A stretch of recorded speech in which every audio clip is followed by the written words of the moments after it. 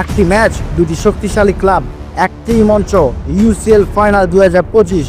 Inter Milan বনাম PSG. Football বিশ্বের চোখ এখন মিউনিকের পথে। কে জিতবে ইউরোপের রাজমুকুট?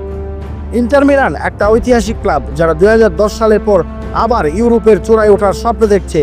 মার্টিনেজ, থুরাম, বাস্তনি, ডিমার্কো, তাদের দিনে তারা যে কোনো দলকে ধসিয়ে দিতে পারে।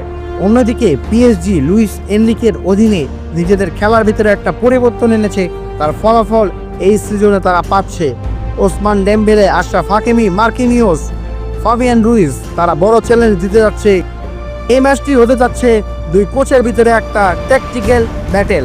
কারণ ইন্টার মিলান যেভাবে 3-5-2 ফরমেশনে খেলে এবং কাউন্টারে অন্য দলকে ধসিয়ে দেওয়ার চেষ্টা করে, তা এই সিজনে তারা বারবার দেখিয়ে আসছে। পিএসজি খেলবে হাই প্রেসিং, ফাস্ট অ্যাটাক এবং ওসমান ডেম্বেলের স্পিরিটকে তারা কাজে লাগাতে চাইবে। ইন্টারের পক্ষে নজর থাকবে মার্টিনেজ ও বাস্তনির দিকে, এবং তাদের গুরুত্বপূর্ণ ভূমিকা রাখতে পারে ডিমার্কো, ডেঞ্জেল ডামফ্রিজও। এই ম্যাচে গোলরক্ষকদের ভূমিকা সবচেয়ে গুরুত্বপূর্ণ, কারণ এই দুই দল ফাইনালে ওঠার পিছনে দুই দলের গোলকিপারের যে ভূমিকা রয়েছে তা পুরো